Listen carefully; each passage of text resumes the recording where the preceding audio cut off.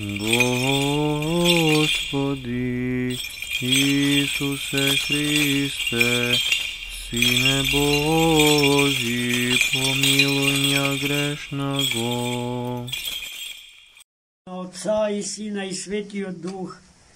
Аминь. Возлюбени во Христа Бога, братья и сестры, Христос воскресе! Вистина воскресе! Христос воскресе! Вистина воскресе! Христос воскресе! Вистина воскресе! Радост ни донесе. Братья и сестры, ни донесе радоста, što денес славениот покровител на ова чудесна, мистична градба, Богу посветена. Ја има сега таму каде што е во вечноста, во најголема близина Господња, но ја имаше и кога живееше овде, во историски омегениот свет, од времето на овој свет и од просторот на овој свет. И Бог го благослови ова Божкаво светило на Црквата Божја да живее во 4. век после Христа и да биде учесник на првиот екуменски собор на Светата Црква Христова, на која што се разгледува важни догматски принципи на Црквата, извлечени од страниците на вечната и небесна книга Библијата. Како запишани зборови и мисли на живиот Бог, за да ги читаме секогаш одново и никогаш да не ги заборавиме и уште повеќе да не ги преиначиме, замешувајќи ја нашата лажна мудрост со вистинската мудрост Господња.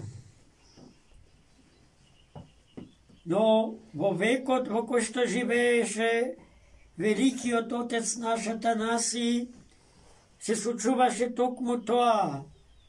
Се јавува добро образовани луѓе, но со лажна вера, кој што сака сопствената вера да ја подметнат на Светата Црква како вера Христова. И токму светиот Атанаси велики ги препознаваше тие подметнувања и располагајќи со еден целосно автентичен живот во Христа и со едно знаење како што ни еден друг човек во неговата епоха го немаше на планетарен план, тој ја препозна сета лага на тогашниот еретик Арие и го изобличи како младо александриско џаконче, кое што имаше функција да го придружува својот александриски архиепископ Александар. И тој е во суштина Духот Свети Црквата Божја, ама тој е запишувачот на верата на Црквата, на кредото, на вјерују на Црквата, кое што на секоја света литургија и во секое келино молитвено обраќање кон Бога го изрекуваме за да изречеме нашата целосна согласност со учењето на Црквата. И ние сето таму го должиме на денеславениот светител Атанаси Александриски. Најучениот човек на планетава за свој духовен Otec go imаше najneobrazovaniji според днешните съвременни стандарди на образование човек. Великият татко на християнското православното монаштво от Египет Антоний Велики.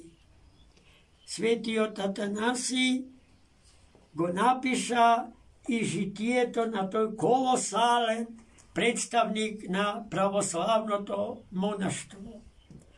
Но не само Атанаси Велики, туку и горазниот император, првиот християнски император во историјата на светот Константин, ја бараше помошта и ги бараше советите и поуките на тој прост, во суштина совршен египетски монах. Следбениците на монашкото движење, монашкиот стил на живење се градителите на овој величествен храм. Ќе кажете, што зборува Отецов, која величественост има во 5 педи земја. Величественоста не е во монументалноста на градбата, туку во содржините ставени во неа. Кога ќе влезете овде и кога ќе погледнете фреските и светите ликови на светителите православни, пред вас се отвараат цели космоси, роеви од космоси, а не еден кој што во однос на нив е претесен и премал, а во него Господ благослови да живееме сите 8 милиарди луѓе. Во ова светилиште од тие свети монаси соградено се слави името Божие, онака како што свети Атанаси го запишал славењето на Бога во сите негови теолошки трактати. Како незаборавни остануваат словото против паганите, во кое што ја покажува својата енциклопедиска ерудиција. Своето огромно знаење, кога би ви го дал тој текст, без да ви кажам кој е авторот на тој текст, ќе помислите дека некој врвен професор на Харвард или Кембридж ја напишал таа студија за античката философска мисла и за античкото паганско религиозно наследство. Свети Атанаси во таа смисла, како научник, теолог и философ, е вечно актуелен. Тоа е и пред нашево време, човек што треба да го следиме. Потоа неговото несмртно слово за воплотување на Логосот, главниот спор на првиот екуменски собор. Дали Христос, воплотеното Слово Божие, е создадено или родено? И кој ќе ги донаброи неговите прекрасни придонеси во развојот на православната христијанска теолошка и философска мисла. Градителите на нашиот манастир биле свесни за големината на свети Атанаси Велики и затоа оваа црквичка му ја посветиле нему. Овој манастир во кој што доаѓаме со љубов и во кој што секогаш одново, повторно, духовно се раѓаме, во него живееле светите исихасти, едно големо мокно монашко, културно и цивилизацијско движење на 14. век. Тоа што тие го создадоа ни дава за право нам православните да полагаме право на една посебна цивилизација, чие име е православна цивилизација. sosema podruga, sosema porazlična od site drugi civilizacijski naslagi i slojevi vo istorijata na svetu. Исихазмот направил една голема радикална рекапитулација на севкупното теолошко наследство на црквата. И бавејќи се со севкупната богословска миса создавана од Христос до 14 век, ги е нашле дека Свети Атанаси Велики заслужува особено место. И гледајте сега колкав е нашиот немар спрема тоа големо и несмртно наследство. Цивилизацијата што ја создавале е цивилизација создавана на постот, а постот е единствениот начин човекот и човештвото да се ослободат од сите гревовни, а со тоа минливи, односно смртни наслаги.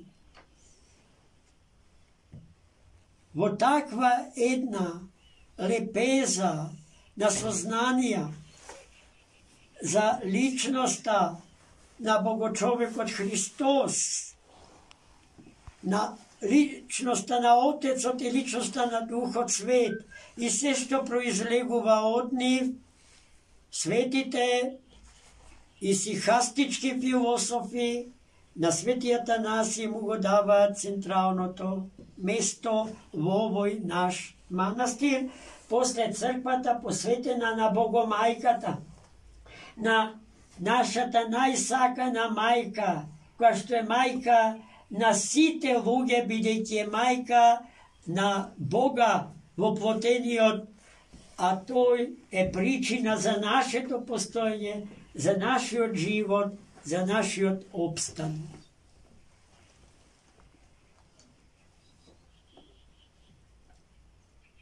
Тоа што сакав да го кажам, браќа и сестри, е следново. Многу векови се зад нас, а овие последниве ги поминуваме во сочувство на општ хаос и немар кон тие огромни духовни, културни, интелектуални, цивилизацијски, секакви други наследства. Во оваа црква, како што гледате, многу ретко се влегува и се моли. Тука најголеми молитви принесуваат пајаците, пеперутките и некои други инсекти, едва и видливи за нашето око. Најотсутен е човекот. Дали можете да замислите колкава е радоста на светите монаси, градителите на овој храм, за овој ден, во кој што се собравме, да се сетиме на нив и да му дадеме слава и почит на троедниот наш Бог, Отецот, Синот и Духот Свет. Тие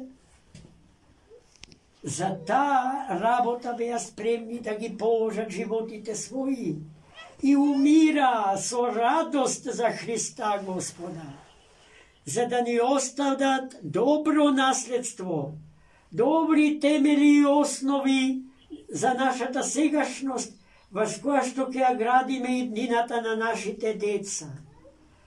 А каде се нашите деца е прашањето што секој од нас треба да си го постави.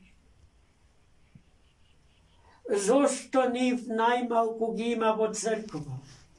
Зошто повеќе ги сакаат андерграунд институциите и философијата на новиот светски поредок, кој што кон тоа да ја изопачи и да ја расчеречи природата на човекот од Бога создадена. Ние денеска овде собрани стануваме докрај свесни за тие аномалии на нашево време. И затоа не треба да се криеме како глувци во глувчашки дупки, туку da izlezeme, bezstrašno da go branime, hristijanski od sistem na vrednosti ko što vodi vo večnost, a to znači vo spasenije, a spasenije to vo realizacija na našata čovečka ličnost.